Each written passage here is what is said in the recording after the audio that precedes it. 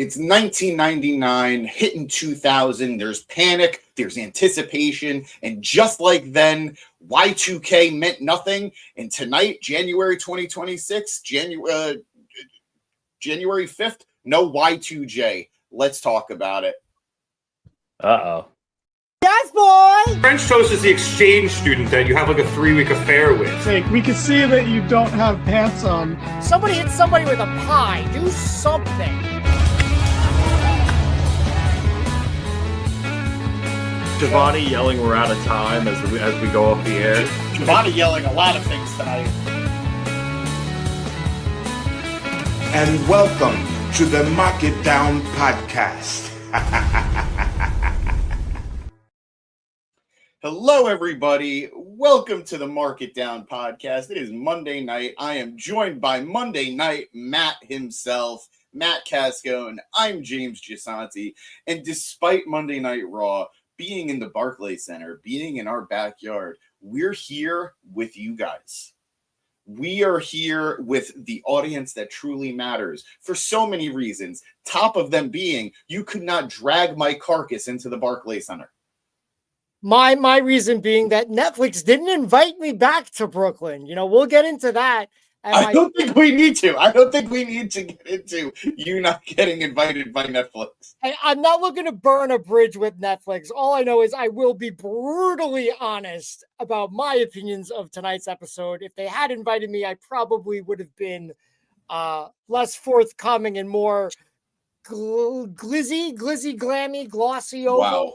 everything. You heard it here first, folks. When you invite us to stuff, we'll be nice to you. So just totally just like the rest of America, we are unbiased. We are totally calling it down the line. We're nice guys. We do our best. Let's go through the big one, the big rumor that everybody had sort of been anticipating. The big potential return, the big re-debut of a certain Le Champion. I don't know, that might be an AEW thing. Chris Jericho. Look, I'll be honest, I never really thought he was coming tonight. Really? I didn't think it was I don't think they needed him, considering how much they packed this show. I am anticipating him coming back to WWE, but I anticipated him coming back at the Rumble. I'm expecting him in the Rumble. Here's why I disagree. I don't think anything will beat that surprise Rumble he had where Ziggler was number 1 and he was number 2. That was the tops, man. Like I don't disagree. But this is a guy who prides himself on surprising the fans, coming back different, coming back doing new things. And you're right, he did do the Rumble return, but I think his number 1 return of all time is the Jericho return, the Save Us Y2J return on Monday Night Raw after he was gone from WWE for like 2.5 years. Even that though was kind of fizzly. Like I think it was great in hindsight, but at the time the crowd was kind of no, the crowd was hot. See, the crowd was hot for him, but then he immediately lost to Randy, and then it was just like, okay, it's Jericho again. And that's why I don't want him to return to the Rumble just to lose the Rumble. I think losing the Rumble is different than, okay, I'm coming back and I'm going to immediately, let's just throw one out there. I'm going to immediately feud with CM Punk for the World Championship and lose. I think there's a difference. You're right. I will agree with that most certainly. But again, as seeing him having returned to the Rumble already, I think tonight was the night to do it. The reason I don't think they did it tonight is maybe he's not looking to feud with CM Punk. Oh, I would keep them away. I'd keep them away. It wouldn't be my first feud I would go for. Maybe they want to do him and Dominic Mysterio. Y2J, he is a 9-time Intercontinental Champion. And he's looking for number 10, the DNS. He's already throwing it at you. He's already. We're not counting New Japan Pro Wrestling. No. Fine. No. Fine. My sister's telling me that I'm going to wake up my nephew who's visiting. I'm sorry. Okay. Well, no, that's on me. That was totally. We respect bedtimes here at the Mark It Down podcast, and I respect his New Japan Intercontinental Championship. It just I get it. For WWE Intercontinental Championship reigns, Chris Jericho is tied with The Miz at 9. So Nueve, maybe he's looking for Diaz. He wants to go after, I was about to say Le Champion, and it's like, no, if anything, it doesn't matter. Diego, Dominic, whoever, Mysterio Jr., maybe he wants a feud with him. And Dominic, we know, wasn't there tonight, and he is dealing with a minor injury. Shoulder. That is true. And he is someone I 100% think is coming back at the Rumble. They really made a good job of letting us know he's not too hurt, thank God. My only issue with him going against Dominic out the gate, I'm assuming they want Jericho to come back as a face. I'm assuming Jericho wants to come back as a face. Yeah. He's obviously a heel, and he's very good at getting baby faces cheered. But let's not pretend that Dom isn't also super over right now. It might muddy the waters for a guy who absolutely needs all the goodwill in the world right now. I think as much as the criticism I've had of Jericho in the past, I think he's up for the challenge. I think he could handle, even if during the matches, maybe it's a little back and forth. I think he can weather the storm. Do you have Jericho coming back on Raw, or do you have Jericho coming back on SmackDown? It's got to be Raw, right? I'm inclined to agree. First of all, what up, Wrestle Realm? Hope you're doing well. Thank you so much for being here. Obviously, we got to hit up our boy, Mr. Penguin. Thank you so much for being here, brother. Always a pleasure to see you. Y2J at the Rumble, I guess. Granted, we're running probably, considering how tonight played out, he probably will be the Rumble, but I get where you were coming from. Wrestle Realm also says Jericho plus the Rumble. And Mr. Penguin with, damn, the greatest Mysterio is Dirty Dom. He might be the greatest Guerrero. I don't know. And he's rolling over in his grave. Definitely better than Vicky. Chavo's just being out here like, what the F, man? What the F? I actually like Chavo. I got a lot of respect for Chavo as a worker. But really quick, just to finish up on Jericho, there was a lot of anticipation. I understand why they didn't do it. I think if they did do it, great way to start the year. It would be a nice throwback to Y2J, Y2K, debuting at like the first Raw of the year makes a lot of sense. But we'll see.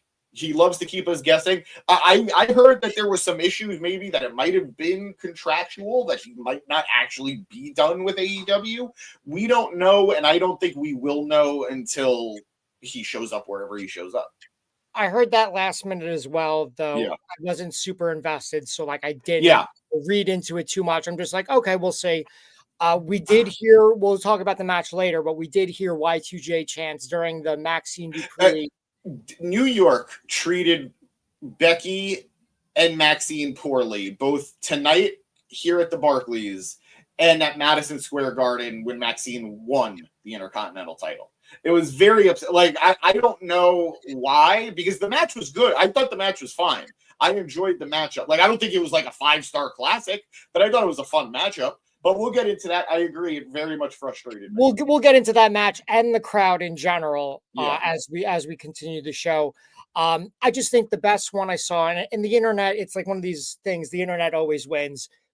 It was, what if Jericho comes out to interrupt The Rock tonight, the same exact way he debuted? And that would have been awesome. You could have done that. The Rock could show up on Raw just to be like, hey, I'm here again on Monday Night Raw. Look at me. I know. All right, Matt, we got to talk about it. I know you have been clamoring for the Rock return basically since the moment he left. And I understand. I am one of the millions and millions of Rock fans. I don't expect him to come back. I don't need him to come back anytime soon. And if he didn't come back for Cena, he wasn't coming back for a nice wink moment with Jericho. But he has shown up unexpectedly on specifically Raw. Barclays Center. Yeah, I think like twice. Imagine he's just like, yeah, I like it here. Like Brooklyn. What can I tell you? I get points when I bet here, or like I have a stake in Barclays or something like that. I would not doubt it. Mr. Penguin saying Jericho's still on the AEW website roster, supposedly. We did see that, yeah. Wrestle Realm saying that they also treated Gunther poorly. Let's not forget. So we'll get into that too. Chase, chanting you tapped out is not treating someone poorly. That's just reminding us of the bad booking of Jay. Like, I was all for Jey Uso beating Gunther, but the tap out made no sense whatsoever. What up, Fernando? Thank you so much for being here, pal. Always a pleasure to have you here on the pod with us. Fernando saying, solid show, but Triple H once again chickens out from pulling the trigger on a transitional star at the right time. We're about to get into it. Give it a second. Anthony, thank you. Yeah, I enjoyed Raw tonight too. Hope everything's okay. This is why I got to read the comments before I say them out loud. I didn't see that one, but I'll read it on the side. Is my Wi-Fi cutting out? Am I cutting out to you? Your audio isn't, but your video is. Yeah, you'll gotcha. kind of. I'll try to work on that. Talking like this, and you'll be fine. All right, I'll try to fix that in a second. You don't sound like a robot when you do it. I don't know why. Yeah. Eric hyping up another segment of our show that you guys should check out. If you guys watch Graps and Grievances, Danny made a good case as to why Jericho should have shown up tonight instead of the Rumble. Well, go check it out. I can't speak for Danny better than Danny can. I want to be on Graps and Grievances. That sounds like fun. We film apparently every Sunday. Danny's saying, I thought Gunther got great heat. It's starting to die down a little bit, I think. But again, tonight's crowd was also a little just whatever in general. So we'll get into that. Wrestle Realm saying, I can't stay as it's 4 a.m. here in Scotland. Do you guys have Insta or other social so I could get it? Absolutely. Thank you so much for asking. I usually hype that up at the end. If you look right below, right where your comments are, right at the bottom of the screen, our Twitter is marketdown _pod. Our Instagram is at marketdownpod. Here on YouTube, marketdown3665. We are also on Facebook. If you look up the Market Down podcast, check us out there. We are on TikTok. Danny could put that up, or Eric can put that up, what our TikTok is. We have Blue Sky as well. Just look us up, Market Down Pod. We're everywhere. We really appreciate it. We have a lot of fun. Matt is in charge of our Insta, so there's a lot of fun stuff there. A lot of Seinfeld. Yeah, we have a lot of clips on our TikTok and everywhere else. And, we're easy to find. Yeah. And also, of course, individually, we're usually tagged. So, yeah. No. And of course, this is the main place to follow us. So Wrestle Realm, we would love that follow. We would love for you to be part of the party. We're having a lot of fun coming into 2026. A lot more content coming out this year. We are guns a-blazing. So check us out. We appreciate you. Hunter, Iggy, how you doing? Wow, haven't seen you in a while. Hope you're doing a happy new year, Hunter. Any more news about Jericho? We're just going to wrap it up really quickly. We did kind of cover it at the very beginning. If you missed us, basically nothing. Yeah, didn't show up tonight. The expectation is the Royal Rumble. There is a possibility that the reason he hasn't debuted yet is because he's still contractually with AEW. But at this point, just the way Jericho likes it, he's going to show up and we're all going to be shocked. Mildly. Yeah, I agree. I was a little apprehensive about the beard the last time we saw each other. I was like, oh my God, my man's going full caveman. But it's really coming in nicely right now. And bravo. It's the plan. The soft plan right now is not to shave it until July. I would have shaved it tonight if I had gone to Raw. I would have done the dressed up as CM Punk, done the old CM Punk sign I have in the closet over there, and done the mutton chops he had at one point. That's what I would have done. But again, alas, tickets. So then let me ask. If your plan is July, but you were willing to just shave tonight, why? What's in July? July is the next time I'd have to shave.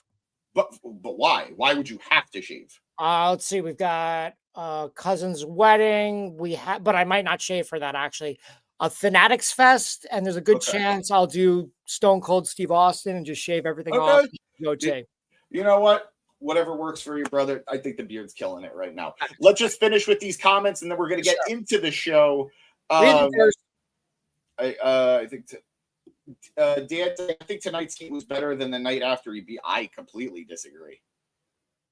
I think tonight's heat. Dan saying he thought tonight's heat was better than the night after he beat him. I completely disagree. Yeah, not at all. No Dustin from Stranger Things tonight either. We were robbed.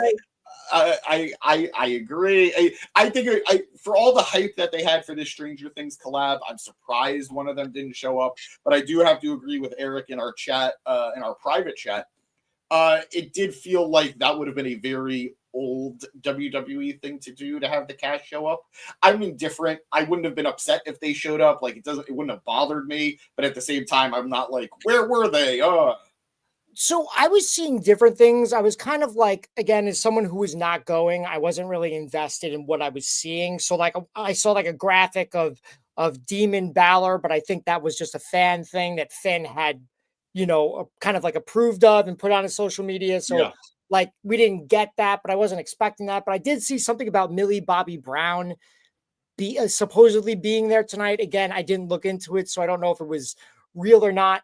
I think they should have had at least some of the lesser known cast there. I would say do what they do, have them in front row, just wave to the camera, because I think that's the big thing. I think that considering how often they will flaunt any celebrity that Netflix will give them for these shows, I was very surprised that they didn't have someone sitting in the front. Like, get that new kid. I don't know his name. Like, he's the chubby kid with the glasses, the white kid. Like, Delightful Derek. Delightful Derek. Yeah. Dude's 12. Tell him, oh, you want to go to Monday Night Raw and like meet all the people? Like, it's a free trip to New York. I doubt he'll say no. I doubt he'll be like, nah, it doesn't sound cool to me. Yeah, like, it was an interesting choice. Whatever. If I was there, it wouldn't have made or broken the show for me. Watching at home, it didn't make or break the show for me. But just an interesting thing considering the relationship WWE has had with Netflix.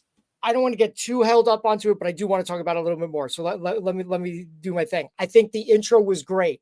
You had they had the music, they had a cool intro video. You had Michael Cole and Corey Graves come out of the truck. I know nothing about Stranger Things, but I at least got the idea.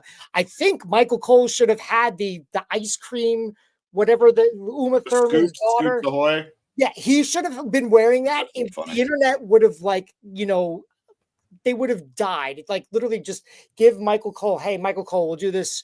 We'll pay you another 20 grand. And like, he'd probably like done, and that would have fueled the internet for the next week. Like, all the memes, all the time.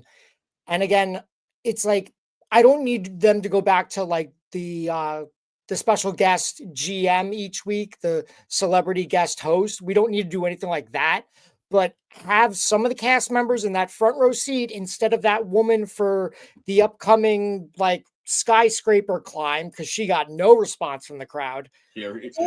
Cool Stranger Things belt though. That was an interesting belt that they put. Oh yeah, no, that wasn't. I wonder if the people who got it wrong. She was the only one that was holding it the entire night. Yeah, it was interesting. So yeah, I wonder if anyone else got to hold it. I'm curious about that. 11-11, make a wish. And I would say, do the front row seat, or if they're feeling, risky, do a backstage segment. Just make sure it's clever. Like, make sure, have it pre-taped. That's all I'll say. And that's again, I think we're going back to the point of, I agree that there was a lot of potential for this, but would you say your enjoyment of the night hinged on it? Because for me, it didn't. One, no, it didn't for me. But two, I think if you were a Stranger Things fan and you had never watched WWE, there was nothing here for you except for that I will give you. That I will give you. I don't know. I think I'm being a little more lenient because like AEW has like the DC collab, and they basically just put the DC covers around the ring on the barricade. They don't do a lot either when they do it. So but it's like we have a side project. It's here. You can check it out. We're just promoting it here. We're Netflix. We've got Raw. We've got Stranger Things. Tonight on Raw, it's a Stranger Things episode, and you're messing up my streaming by doing something on the side, James. What are you doing? Am I really? Yeah, you are. Oh, shit. So, My bad. My funny. bad. No, it's funnier that way. But I think if you were a Stranger Things fan, just say at some point you will see some of the cast. Because here's the other thing, bringing it back to Netflix inviting me and not inviting me. The last time when they did invite me to Monday Night Raw, some of the Wednesday cast was there, and they did the thing where it's like, hey, we're in the front row. We'll wave hello. We're not the main people. Like the blonde was there, but she had brunette hair, so you probably wouldn't recognize her. But she was there. Some of the other castmates were there, and they're like, hey, we've got Wednesday season 2 coming out. I need to reiterate, I get the point. I don't think it's worth the. I agree with you 100%. They didn't do enough with the Stranger Things concept. If you're a Stranger Things fan watching it for the first time, I don't think the cast is dependent on that. But we have spent a lot of time talking about Stranger Things. We have spent a lot of time talking about things that weren't on the show. Chris Jericho, Stranger Things, all those, us in general. But let's get to the show itself. Let's get to the main event. As World Heavyweight Champion, CM Punk defended that title against Braun Breaker of the Vision. Right before that match, we did have a backstage interview where CM Punk was with Jackie Redmayne. Jackie was mentioned that the word is a lot of people think if Braun is able to just get off one spear, that's all it's going to take, and we're going to have a new world champion. Punk said that he hears stuff like that a lot, but he's the same man he's always been. All it takes is one GTS, one go to sleep. It doesn't matter who it is. It could be Jackie. It could be the crowd. It could be anybody. He will put them to sleep, and he will retain the world championship. I don't know what Jackie Redmayne did to Punk. I guess the thought of Jericho coming from AEW, he's getting ready to just attack his coworkers again. But maybe he's thinking about how drunk her and Jay got when they all went to the hockey game. Right. He had third wheel it. So it was a fine little promo. One thing I really do want to hit on that was earlier in the night. It was like one of the first things. I think it might have been the second thing they did. There was a really awesome hype package, a really awesome vignette package, hyping up this matchup with Punk, with Braun, and I don't know if everybody saw it because I know Netflix is weird. Depending on the tier you have, you're going to see different things. You might see a commercial, you might see behind extra WWE content. I really like this hype package. It's not like an all-timer or anything, but I do feel like it's the type of thing WWE excels at when they do it, and I feel like they haven't been doing it all that often lately. So to see a really good one on Monday Night Raw hyping up this match, I was into it. I was fast forwarding. I did see it, but I was trying to catch up because Netflix doesn't let you skip the commercials even if you start late. So you say that, and I noticed that. I was skipping through stuff. I was fast forwarding tonight. You're allowed to fast forward, but not at the commercials. I understand. Okay. And it's garbage. Like, it's how they get their ad revenue. I get it. I agree. It is garbage, but it's how they get their stuff. Mr. Penguin saying Jackie is the real leader of the Vision. Look, there's only room on this pod for one conspiracy theory about backstage interviewers. Ours currently is that Renee Paquette is the master manipulator of the Death Riders. Anything after that, we'll talk. We'll see. I thought you were going to say there was only room for one horn dog for Jackie Redmond, and it's me. Okay. I like Jackie, but right now we're focusing on the career and the talent. I do think it's funny she wore the same dress as Tiffany Stratton at Maxine's wedding. And I think Jackie Redmond wore it better, which surprisingly, like I think I think bosomy wise, Jackie looked better. And anyway, I really want to believe that's only water in there, but who the hell it is? I swear.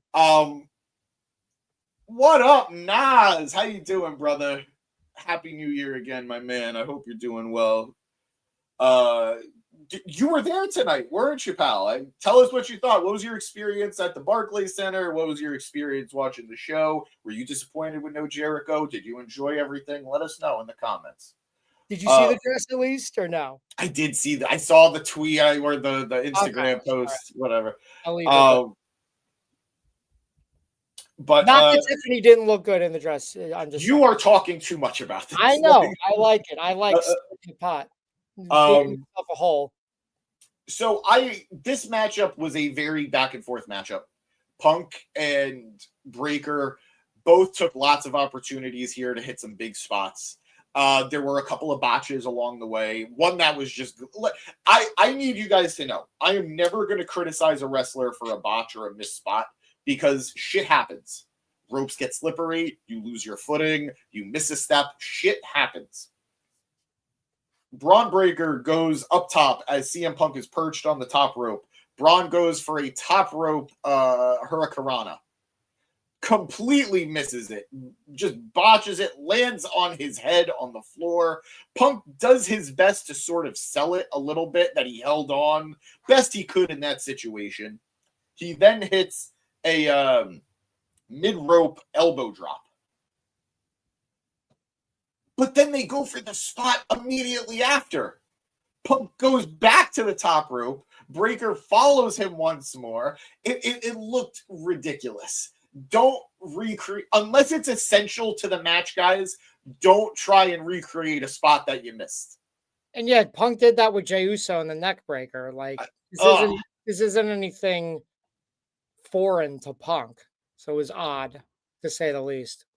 Nas saying he enjoyed the match. He enjoyed the show for the most part, with the exception of the Becky match that went on too long. Intriguing. I didn't think it went on that long, but maybe it dragged for the crowd, who were not there for it.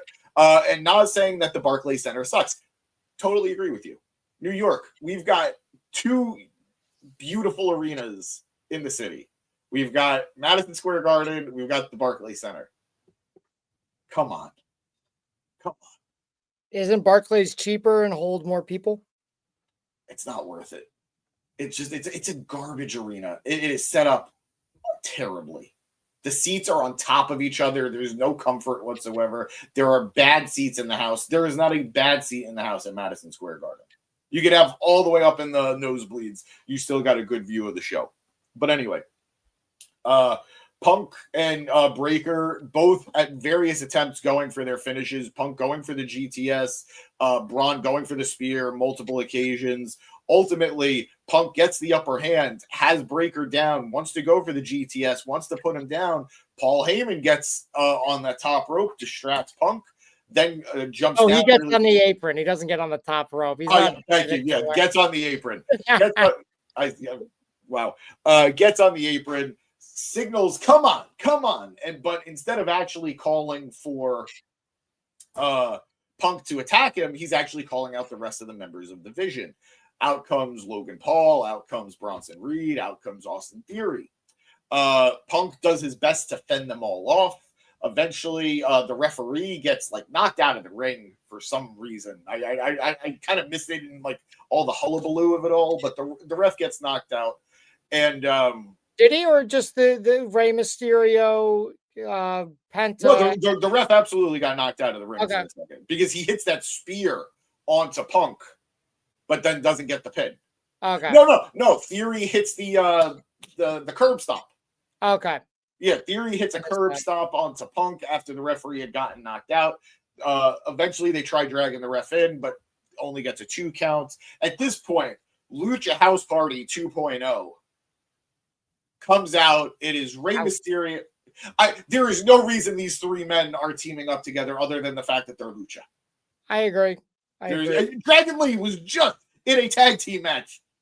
In a tag team championship reign with AJ Styles, and now a week later, immediately split up doing two different things, and he's with the Luchas. To be fair, we before this main event match, we do have a segment where Rey Mysterio is talking to Dragon Lee behind the scenes, and Dragon Lee is like, I have to go talk to AJ. So it's not like that relationship is completely severed. It's just like, we lost the tag team titles, and AJ is having a one-on-one match with Gunther, which we'll also get into. And I'm cool with all of that. I just, let's call a spade here. LWO? I mean, we already did that once in WWE. Ray already tried it once. It didn't work out for him. Let's say Danny agrees the Barclay success. Naz saying the Punk and Braun match was worth it, and I agree with your point about the botch. Mr. Penguin saying agreeing with us. MSG is much better than the Barclays. Nas happy to see Danny. We always are happy to see Danny here. Wow, 30 minutes to get out of there. I believe it. It's just a congested bullcrap arena. Arthur Ashe all the way. Should have just brought out Ray Fenix instead of Dragon Lee. Ray Fenix signing with WWE is one of the biggest mistakes I've seen in like the last 5 years of contract. Like it was just I understand wanting to be with his brother.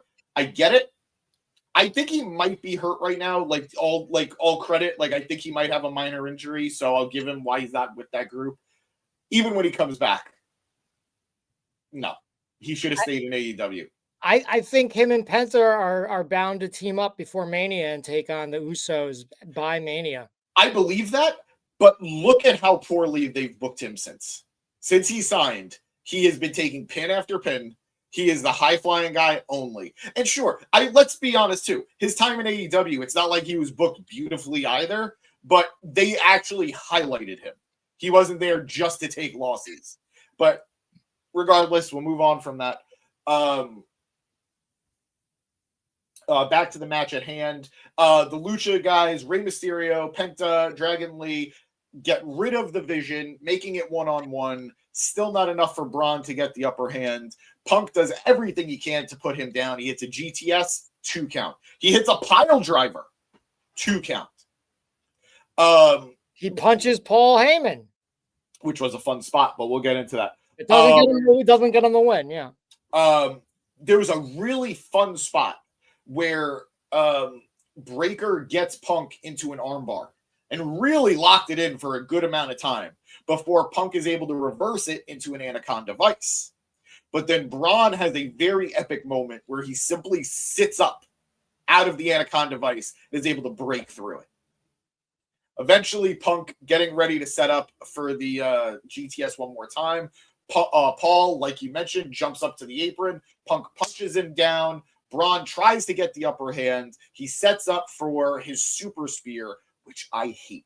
I hated when Roman did it. I hate when anybody run the ropes maybe once. Yeah. Maybe once. If you run the ropes 3 times and I'm in the middle of the ring, I don't just deserve the loss. I should go back down to NXT. Regardless, he goes for the super spear onto Punk. Punk is able to counter with a huge jumping knee, hits one more GTS, 1, 2, 3. CM Punk is still the World Heavyweight Champion. Now, there were some comments. Danny kind of alluded to it. A few people, I don't know if anybody else, but obviously there was a lot of chatter online. There was kind of a big wave of hope that Braun might have actually won this match.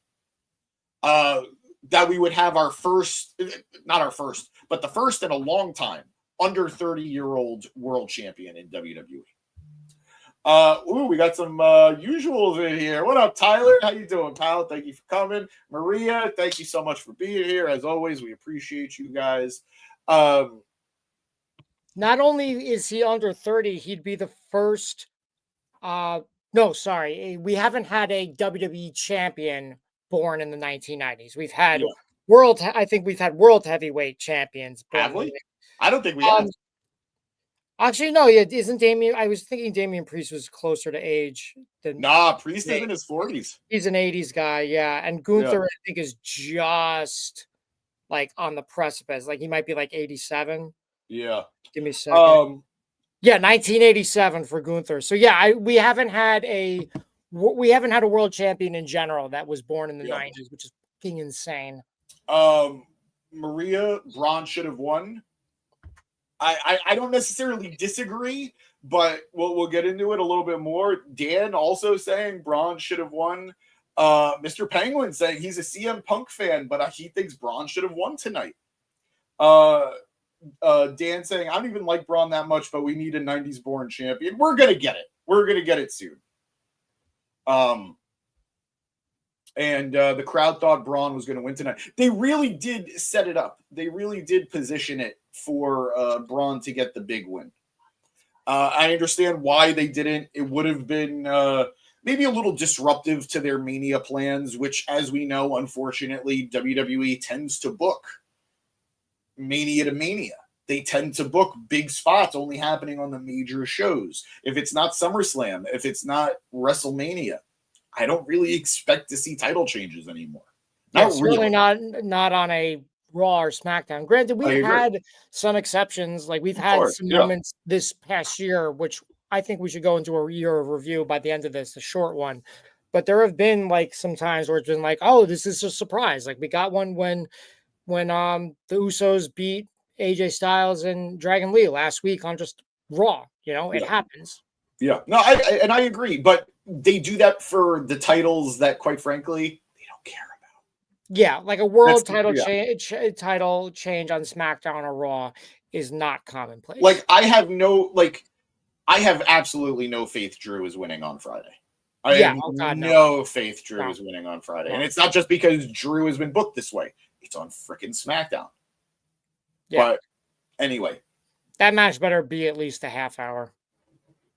Yeah, we'll see. As it is, you saw the stipulations, right? Yeah, it's 3 stages of hell. No, but like you saw what they are. No, I didn't. Like I think the first one is regular fall, like regular one-on-one match. Yeah. Second one is Falls Count Anywhere.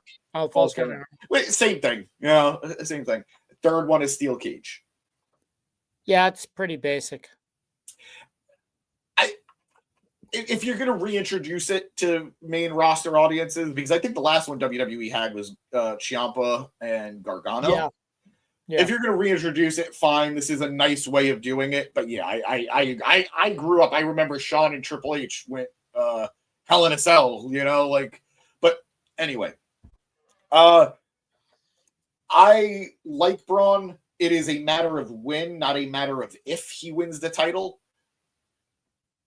They really could have pulled it tonight. And quite frankly, I don't think if you had him win it and then even drop it right away back to Punk at the Rumble or whenever, I don't think anybody would care. I think it's the moment of, wow, they did it. They really did it. And I'm against booking for moments because WWE is very heavy on booking for moments. But it also feels like everything is moments for them right now. They're not focused on having a strong quality television program or great matches or great segments. They're looking for, how can I put this into small form content, put it on a 30-second reel on Instagram and TikTok and make this blow up and go viral and get my views and revenue. And I hate it. No, I agree. I completely agree. And yet AEW is criticized for not having storylines, which is insanity. But anyway, go into the comments real quick. Dan saying Priest is an emo dinosaur. I get it. Nas saying he thinks Jacob Fatu returns to screw Drew on SmackDown. Very possible. Very possible. I don't think about that. Fernando saying coward move by WWE. We want the future now. Bold. I like it. Tyler saying his problem with the WWE main event scene is so bad. Look with Braun and Drew. AEW's main event scene is looking awesome. It has Swerve and Hangman and other guys. I think the reality is WWE is about to approach a transition period. WWE is about to see a new changing of the guard. They've had these main eventers in place for the last 10 years or so. Punk is an interesting case because obviously his time away was so long that you do need to pull the trigger earlier than later, like sooner than later with him is a must. But the dude's also, 47, 48? I get it. I do get it. But whoever does take the title off him, I just really hope it's not Seth. I just really, really hope it's not Seth. Or Danny, Roman. oh, God, from your lips. Dan saying, imagine Drew winning. Fernando saying, Punk doesn't need the world championship at this stage. I agree. I don't think he needs a long run with it, but I'm not opposed to him having won it in the first place. I would rather him have the main world title, to be honest. Like, I think this was. You've told me.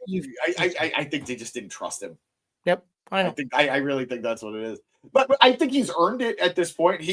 If they want to put it on him, I wouldn't be shocked. He is one of like 5 names that I think WWE would put that title on right now.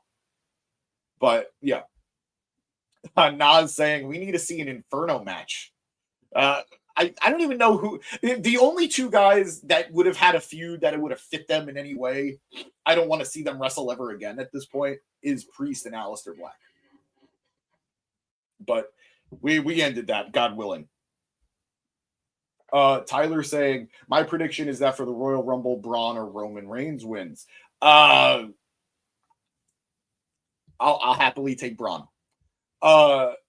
Fernando saying the fans are sick of WWE playing it safe with these old dudes. I get it. I get it. It's so tough because someone like Seth Rollins, who is there week in and week out, who is still operating at such a high level, you don't want to just throw him to the bottom of the card, but it does get repetitive seeing this guy in the world title scene every time he comes back. The fact that he was the only guy in Money in the Bank last year that was a former world champion and he won Money in the Bank. Yeah. Just pissed me off so much. I get it. I get it. Dan saying there's nothing to look forward to in these main event scenes except for Gunther. Fuck that guy. And even that, like, some people are kind of like iffy on. Like, I was a huge Gunther fan, but like now I'm just kind of like, call me when he's either in another retirement match or challenging for the WWE Championship. Otherwise, I kind of don't care right now. The stink of Jey Uso is hard to wash off. Mr. Penguin saying, we're close, which we're close. We'll get a Trick Carmelo feud, which will be great. I would love to see that feud re-examined on the main roster. Carmelo now our U.S. champion. Maybe Trick does go for that title sooner than later.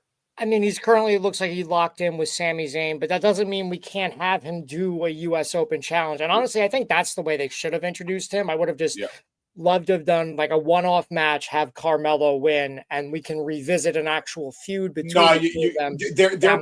No, you can't do that. You can't have Trick, who's supposed to come in hot, lose a title match against his former like body guy. Like he's gonna beat Sammy. That's the thing, which is nuts too, because Sammy was at one point looking like the Rumble winner. Yeah, but I think he's gonna beat Sammy. So I don't know what's next, but they very clearly are propping Trick up to be a big deal. Having him lose to Mello isn't the move quite yet.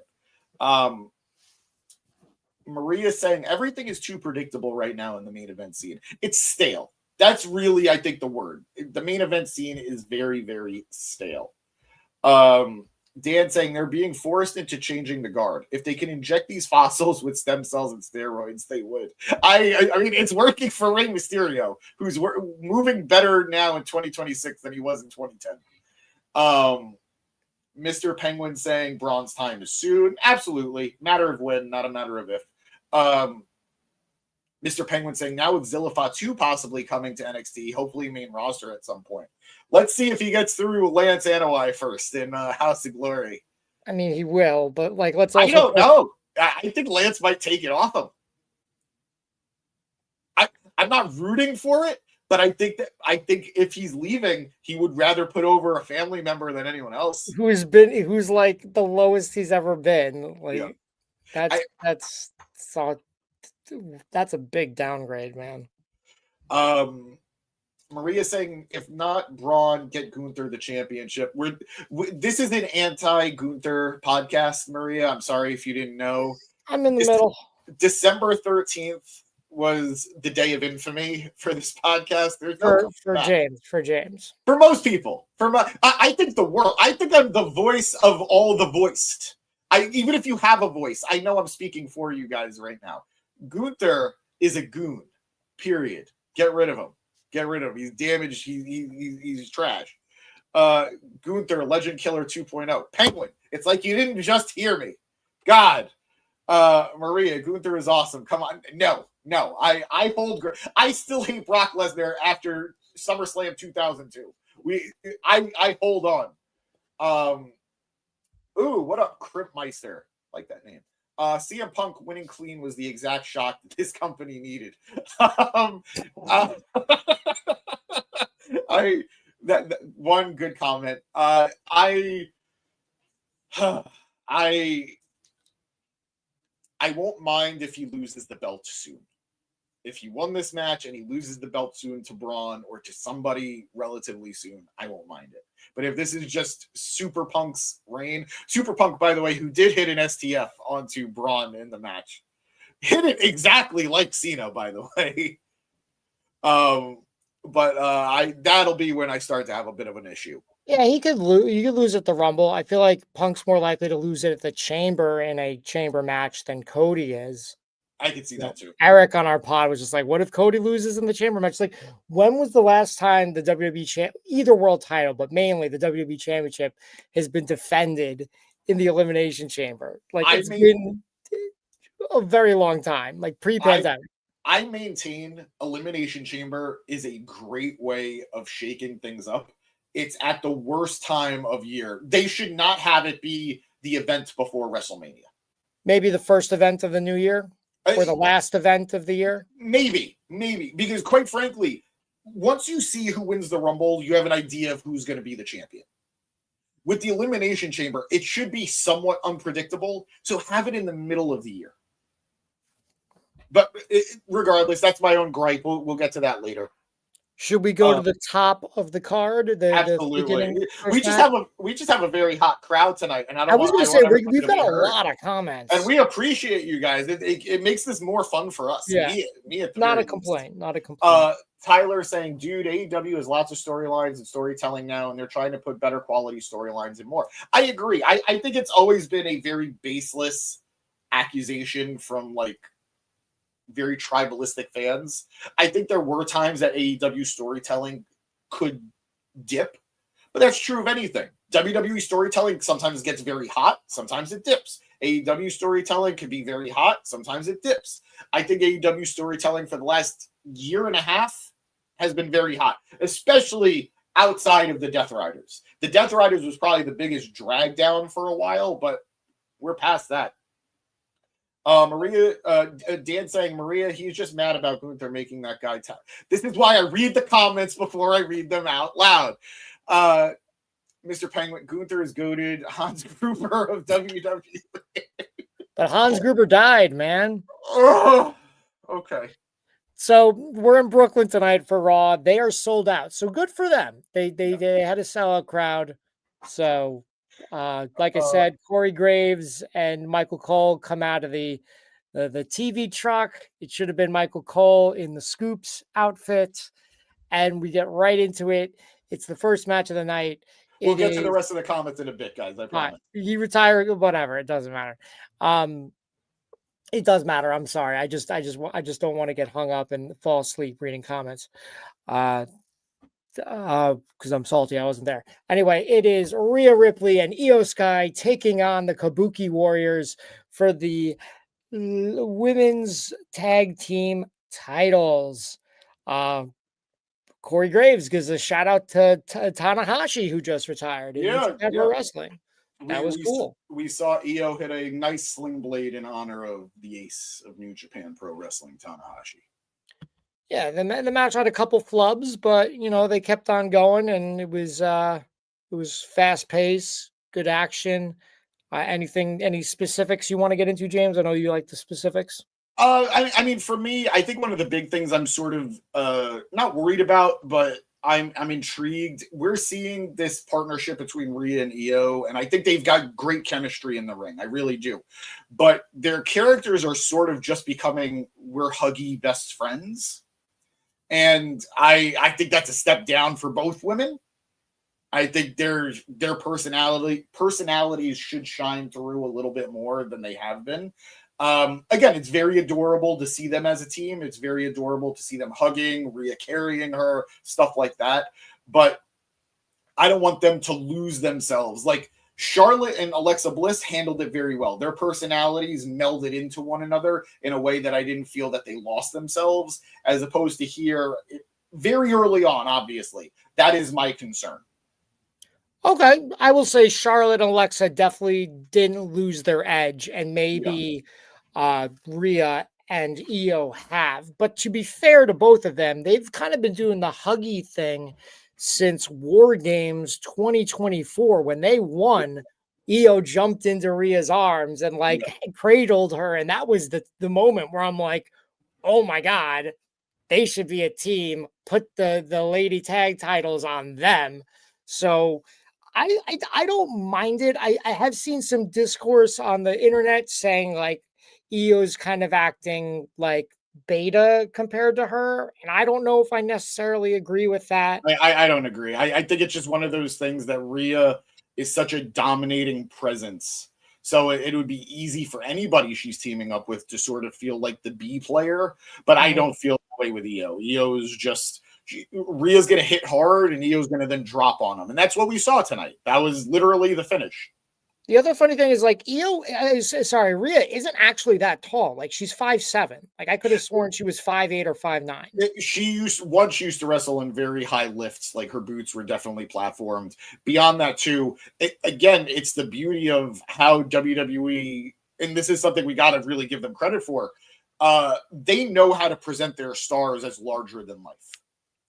Like, as somebody who was there at Saturday night's main event, Obafemi was the same height as Cody Rhodes in that match. Now, granted, Cody wears lifts in his boots and Oba doesn't. But Obafemi looks like a friggin' monster. He looks like the Juggernaut. So they just know how to do that. And Rhea's always going to look massive. Granted, she has definitely lost some muscle mass. She's definitely gone with a little bit of a softer build lately. So that might impact her presentation just a little bit. But in general, especially next to those Joshis that she wrestled against and wrestled with, she looks big. She looks gigantic in comparison. Yeah. But yeah, no, I agree. She's deceptively sized.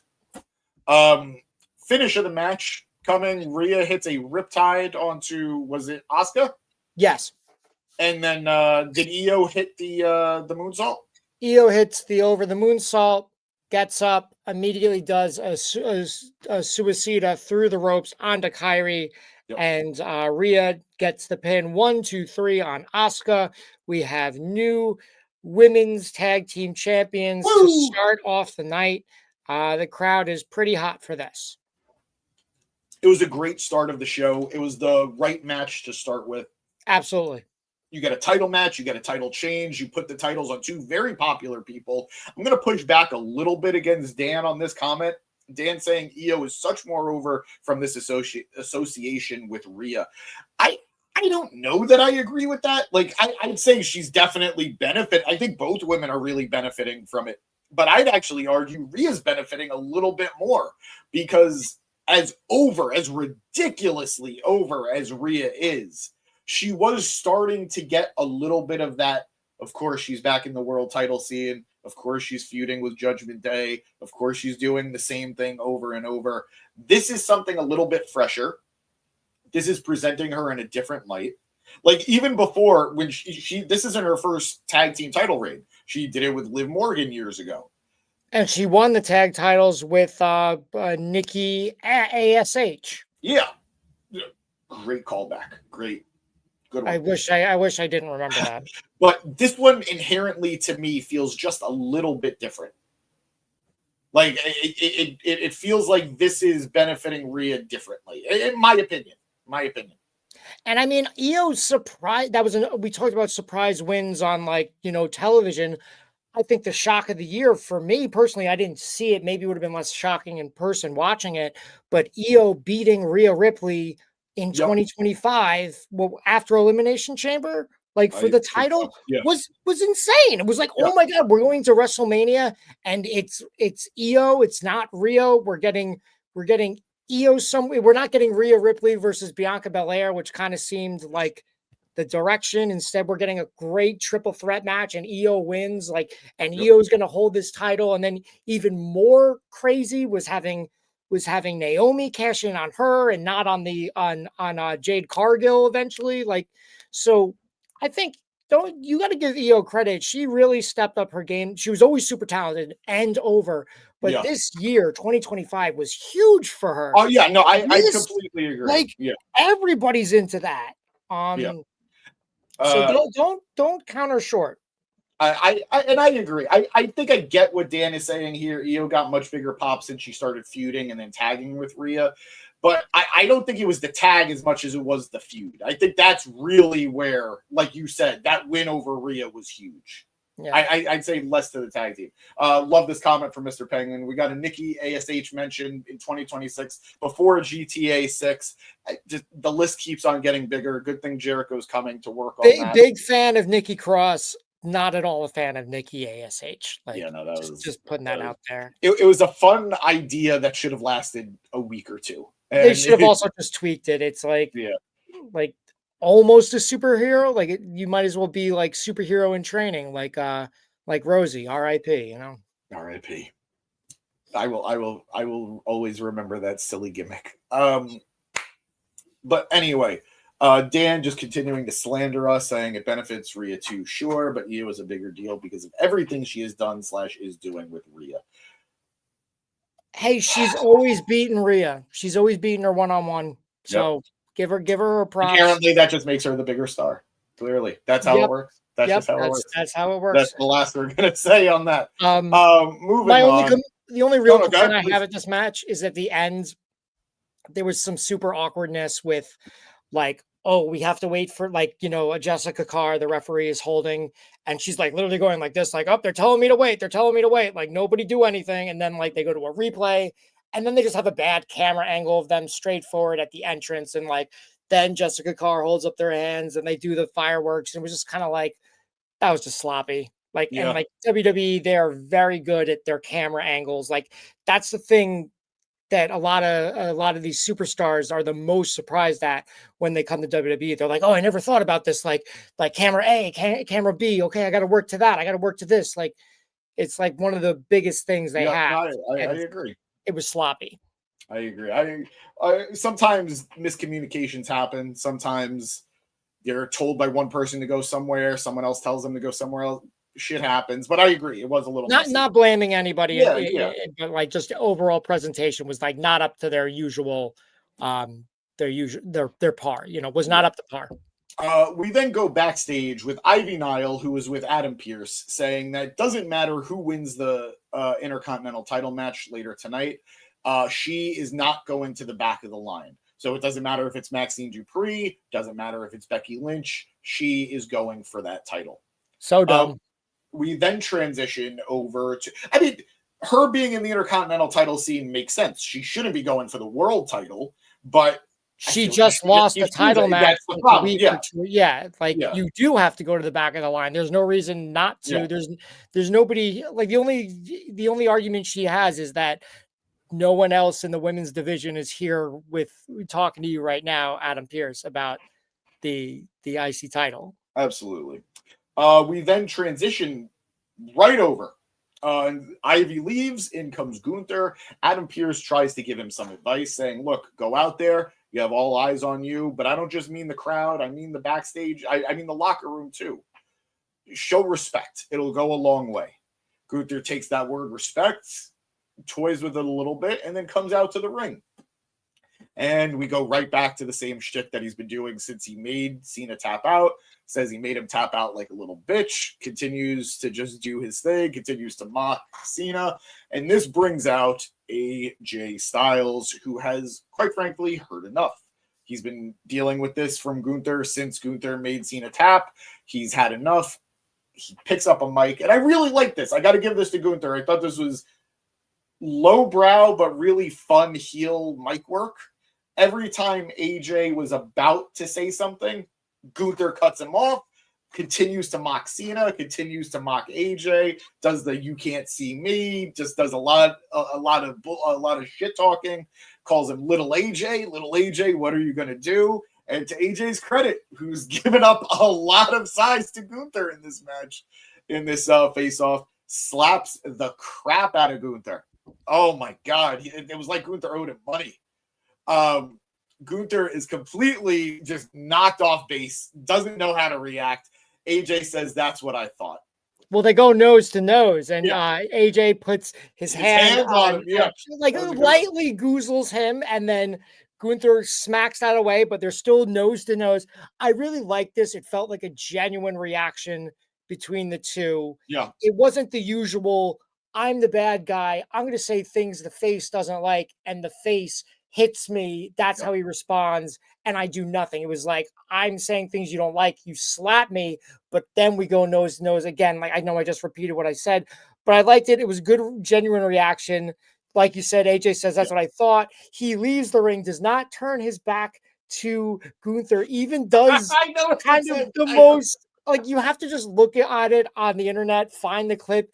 I don't want to sound homophobic because I'm not, but like just the most flamboyant, like, he's got his hand on the apron and just like swings his legs out. Like it looked like something a figure skater would do. It looked like he was going for a splash, but then just lands on his feet. I caught wind of it too. I thought it was an interesting one. I don't know where flamboyant comes from. I get it. It was very showy for sure, but I prefer stuff like that. Like, I love Kane's old ring out. I always thought that was super fun. I like how Punk sometimes does the one-armed one to the outside. That's something he got from like Triple H and Taker and a bunch of other big guys.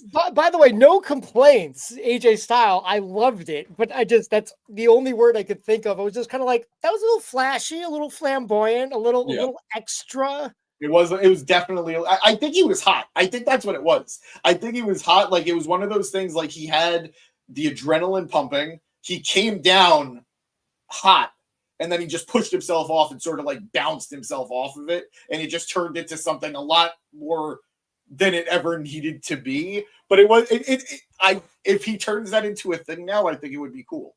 Again, and he didn't turn his back to Gunther, which I like, because I feel like a lot of times faces do that really dumb. Like, like the heel's like done, or like, oh, my attention is elsewhere, and then the heel like hits me from behind. Yeah, so no, I agree. It was just smart. I liked it. I agree. Going to the comments real quick.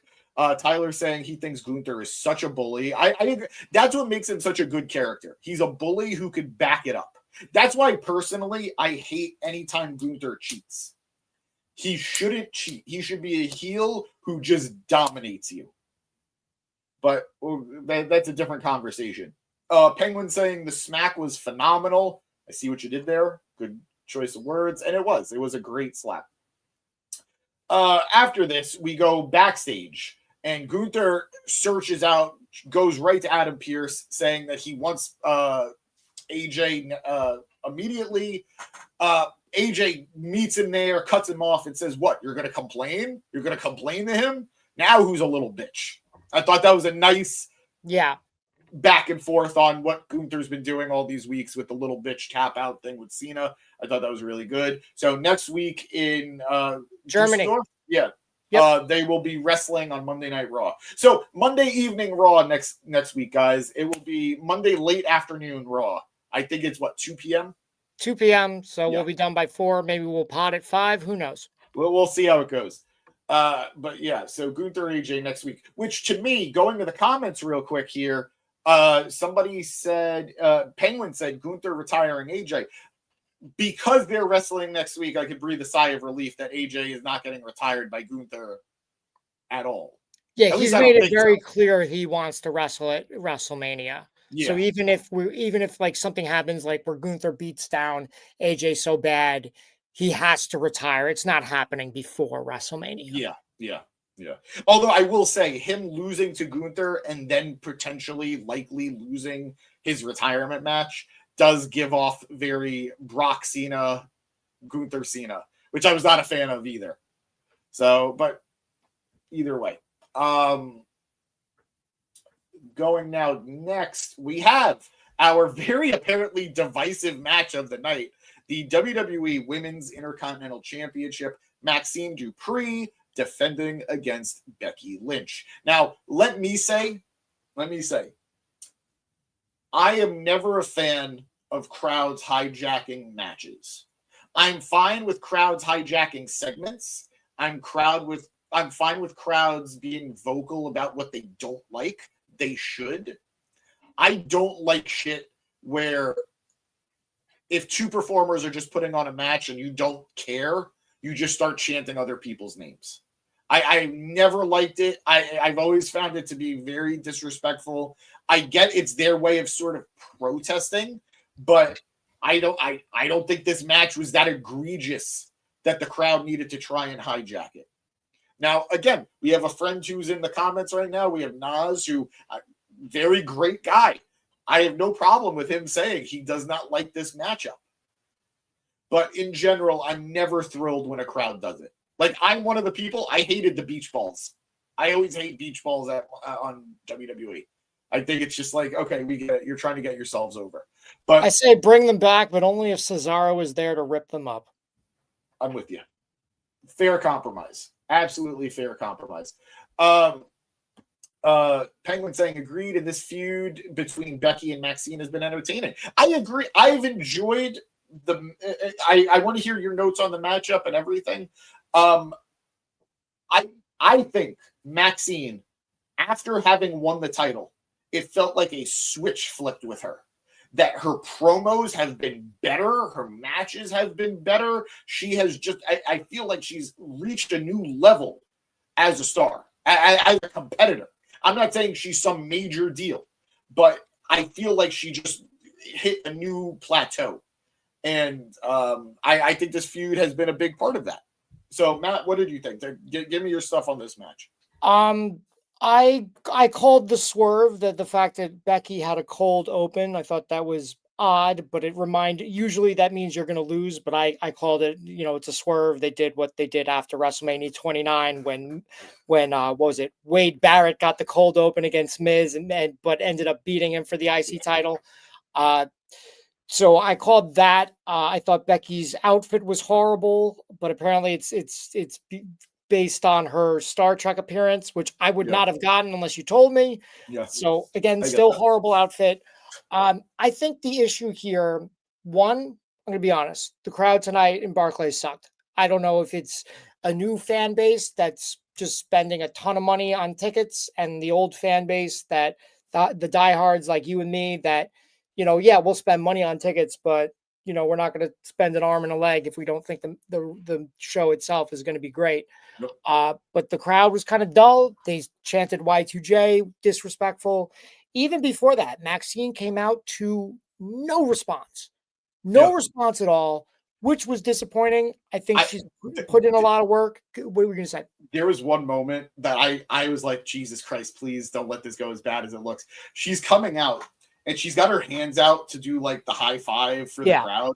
She only connected with like two people because only like two people put their hand out for her. And the second guy almost looked like, I gotta do it. She put her hand out. I gotta give her my hand. I was like, Jesus Christ. I don't think she's doing anything wrong to be getting these reactions. She didn't get a good reaction at MSG. They popped for her when she won, but they did not care about her going into that match. And the same thing again tonight at the Barclays Center.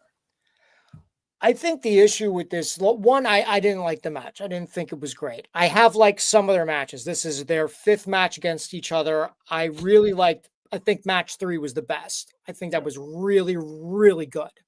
I think they've had too many matches in too short a period of time. Yeah, I agree. I think this is a terrible time for if we're to believe the rumors that Maxine is going to go on a honeymoon. She just got married. Going on a honeymoon, that happens, but bro, wait till the Rumble or something. Like take a hiatus from the night after the Rumble to WrestleMania build-up. You know what I mean? That's the time to take an exit. And I like when titles go, I don't need it to be like every new champion is like a first-time champion. I don't need Maxine to have to lose to Ivy Nile, who then loses to whoever the NXT call-up is. I don't mind titles going back and forth. The fact that Becky has gotten this title back. The issue is Julia just re-won the U.S. title on Friday. Yep, So you've I got agree. two-time mid-card women champions in the span of 3 days. Yep. It reeks of, and yeah, is it a coincidence? Sure. But it's too familiar. Again, this match was not great, in my opinion. Did it deserve to get Y2 Jade? No. I think Maxine will have to, will go on this vacation and she will have to really build herself up. I think that well said. I think that's the big issue I have with Becky winning.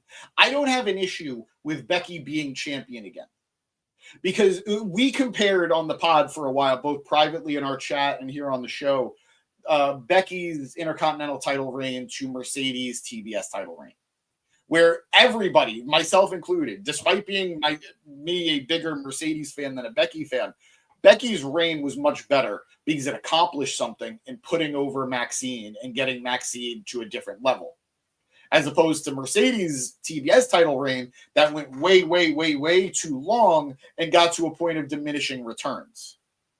Now that Becky won this title back from Maxine, I'm finding myself thinking, what does Maxine do?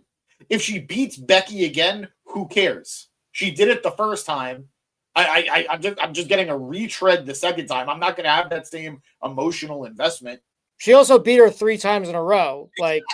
Exactly. So if she beats her again, been there, done that. If she loses to Becky, that just means, okay, back down the card you go.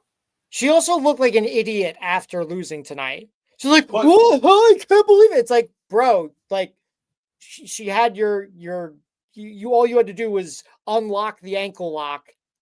You know what I mean? Like, she had you down for a 3 count. You had her in a ankle lock. You didn't have her down for position.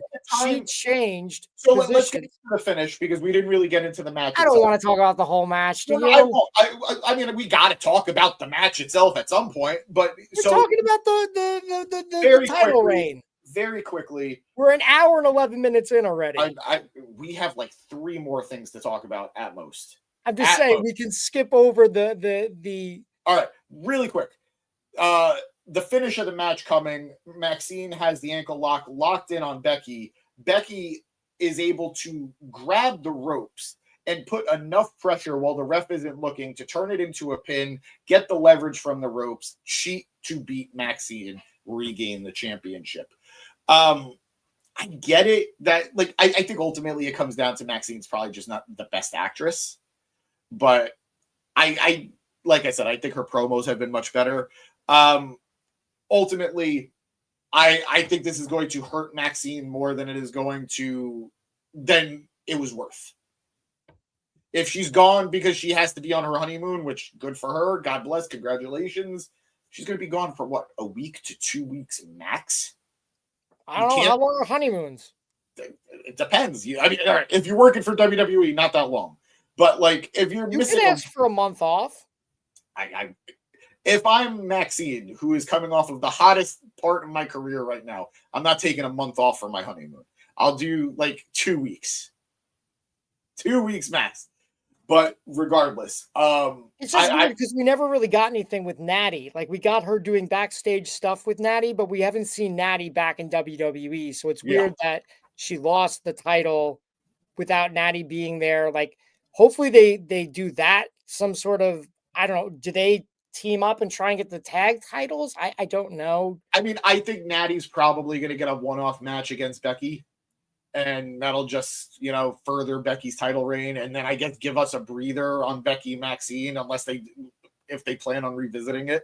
But Natty and Becky had a match like 3 months ago and it was terrible. I reviewed it on this pod. I was like really disappointed how bad it was. We are talking about WWE right now, which is very unfortunately retreading a lot of shit.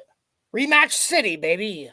But either way, Becky gets a big moment in the Barclays. Maxine, sorry that I disagree with that booking. But moving forward, we got another Obafemi vignette. They're hyping him up. It's going to be a big deal when he shows up. There was a quick Braun Breaker backstage bit where he was getting ready for the match.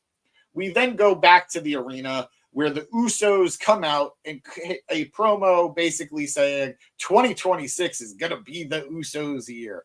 And you know what, Matt? Thank God, because I thought to myself, wow, the Usos didn't have a good year in 2025. They didn't accomplish anything. Together they didn't. Together they didn't, but it's not like, oh my God, we haven't had the last 5 years be bloodline centric, Uso centric, whatever centric.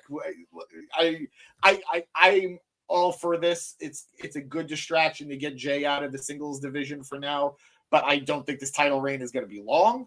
And I thought this was just a whatever little promo.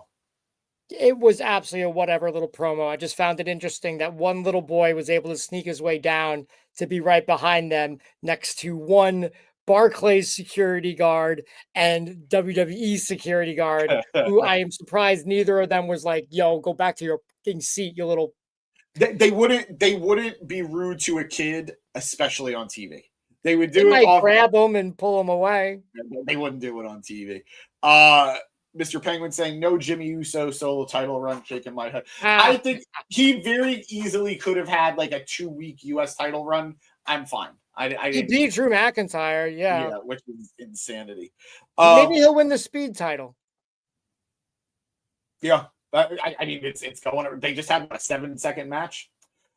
We then, as the Usos make their way back up the stairs, we go to the ring where Jackie Redmayne introduces our women's champion, Stephanie. Why do you keep saying her name like that? Isn't it Jackie Redmayne? Jackie Redman. Is it Redman? I thought it was Redmayne. Redman. Redman. It is okay. My bad. I thought it was. I don't know why I thought it was Redmayne. You're always like Jackie Redmayne. I thought there was an E at the end. No, Jackie Redman. Jackie Redman. She introduces Stephanie Vicar, our women's champion. Stephanie comes out, talks about how 2025 was such a great year for her. It was such a great, she won 4 championships in 2025, culminating in this women's world championship that she is currently holding. Stephanie, to everyone's apparent, anyone with eyes can see, is wearing a big boot around her foot, around her ankle, a medical boot. She talks about how despite this, it will not be enough to stop her. She's going to keep going. She is still going to be our women's champion.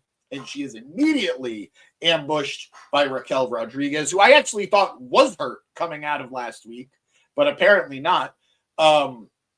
Raquel just throttles Stephanie, just hitting her with her finish, getting ready to hit her with a chair, put her leg through the chair. She is stopped by the referees. She's able to fight off the referees, but as she's about to hit that final shot with the chair, Adam Pearce, security, producers come out and stop her, and Stephanie is helped to the back.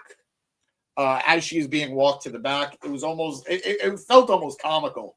She's being walked backstage by, I think it was referees. Raquel attacks her again, just throwing her around, ragdolling her. And Adam Pearce was like, I'm going to fine you so bad. And I was like, that's your big one? You're going to fine her? Like, why don't you just say, I'm going to fire you? Yeah.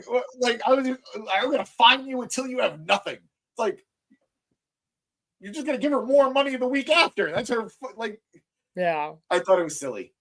But interesting if they're trying to get the title off of Stephanie and this is their way of doing it, because the medical boot is a visual cue she's hurt.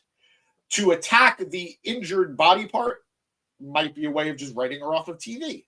So we'll see. Okay. My bad, Penguin. My bad. But yeah, I thought this was intriguing. I don't know what you're going to do with Stephanie, but I guess Raquel got a nice little bump. Yeah, I'm surprised Raquel is still in the title picture. I guess they're trying to stall for Liv Morgan.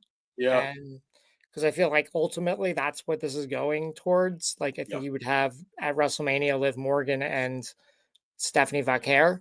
I think that's what makes the most sense at this point. I get that, but I think they're pivoting because they're very clearly, and we're going to talk about it with our last matchup of the night. They're pivoting with Liv feuding, I guess, a little bit with Roxanne, and a little bit there being some tension with her and the Judgment Day women. But we'll get to that now as we cover our last match of the night, as Lyra Valkyria, who was accompanied by Bayley, took on Liv Morgan, who was accompanied by Roxanne. You have any notes on this one? It was fine. Bailey wore a Stranger Things shirt, so like good for actually working the show's gimmick. Somebody had to. Highlight of the match for me was Lyra going for the Nightwing and Liv countering it into a really great looking code breaker. Yeah, like a code breaker to the gut, like a code buster. Code buster. Fun spot. At the end, Roxanne gut breaker. Roxanne gets involved, is very pleased with herself in causing some mischief. At this point, Bayley just snaps, grabs a chair, and chases Roxanne all the way up the ramp out of the arena. This distracts Lyra, who then gets caught into oblivion by Liv Morgan. 1, 2, 3. Liv Morgan. Great oblivion. Yeah, it was a good one. She really nailed it. Solid looking DDT, like had Lyra planted like on her head. And guys, that was Monday Night Raw. Matt, you were not a big fan of this show. Give us your final thoughts on it before we wrap up. I thought it was dull, and not just because Netflix didn't invite me. Netflix, I'll talk to you when Fanatics Fest comes around. Maybe we can do something then, and I'll be nicer when I review your stuff, but still truthful. No, I think the Netflix era has been underwhelming, and I don't think, not because of Netflix, though I think also the fact that you've got Netflix, a platform that for the longest time was synonymous with not having commercials, and now I'm watching Monday Night Raw and I have to watch commercials. Even if I start late, I still have to watch those specific commercials. I can't like fast forward, which is ridiculous. I think is a huge issue. And like I said, the product has been dull. It's been coasting since WrestleMania 40. Maybe you could say Backlash because that had a five-star match between Cody Rhodes and AJ Styles. But I would say since after WrestleMania 40, WWE has been coasting, and they're just like, yay, look at us. We're the top dogs in town, and we're getting all these great deals. Like Netflix wants us and ESPN wants us. And it's like, okay, but like the product's not great. It's, it's not must see. You're also not having sellouts every week like you were around WrestleMania 40. And also, this is New York, baby. You got to have the superstars show up here. You better have some free superstar meet and greets at Cricket or Hullabaloo or what's that place Booker T always used to talk about? The pool hall in Harlem. Okay, I know what you're talking. I don't know the name of it, but I actually really somehow weirdly remember that reference. Yeah, the made up pool hall from WCW that Harlem Heat used to talk about. My God. So yeah, like get it together, guys, because this pod would rather spend less money on better wrestling at AEW or taking a chance at our local promotions and seeing what ex-WWE guys they have or what up-and-coming guys they have, because it doesn't matter how flashy your shows is and how expensive the production is. If the storylines aren't great and the matches aren't great and you're just looking for those 30-second TikToks, I don't look at TikTok. I do the Instagram. I'm fucking old, okay? Like, it ain't for me, pal. I'll go to Subway Mania. Like get it together. Stop coasting and stop, stroking your own stuff. Like, you can be great and you've been great in the past. Step it up. Let's go. There you go. A hot Matt Cascone. And hot. Overall, I get where you're coming from. I do think WWE, I think you used the right word, is coasting a little bit. I won't be as harsh as you about tonight's show. I do think the opening match was fun. I thought the women's tag team match was fun. I thought the main event was very strong. I just wasn't crazy about the outcome. I think Braun, this was his night. But overall, yeah, kind of a mid show with some high spots. But guys, This was Monday Night Raw. We will be back on Wednesday to cover AEW Dynamite. I will be back on Thursday to call Impact, to call TNA Impact. We are doing a big giveaway on January 15th for the debut of TNA on AMC. We're going to start. I'm going to talk with Matt after the pod or either tomorrow about setting that up on our social media. You guys will hear about it. We'll give some fun stuff away. We have the Royal Rumble this month, so fun stuff coming. Fun stuff coming. Join us. Have some fun with us. You know the deal. If you're new, we had some new first-time commenters tonight. If you're new, hit that like button. Hit that subscribe button. Thank you so much. Don't know what brought you here, but we hope you liked it. We hope you stick around. If you are one of our regulars, Maria, Tyler, Fernando, Naz, whoever, I'm sorry if I'm missing someone. I'm sure I am. You say thank you, Penguin? Oh, Penguin. I'm so sorry, brother. And you were a big one too. Thank you so much. We love you. We're going to have some real fun again this year, so stick with us a little bit longer. You know the deal. Also, check us out on social media. I did the spiel in the beginning. Facebook, Instagram, TikTok, Twitter, Blue Sky. I think that's all of them. Matt Cascone, James Gisanti. You good to go? Yeah, we're good. All right, everybody. Have a good night. Peace.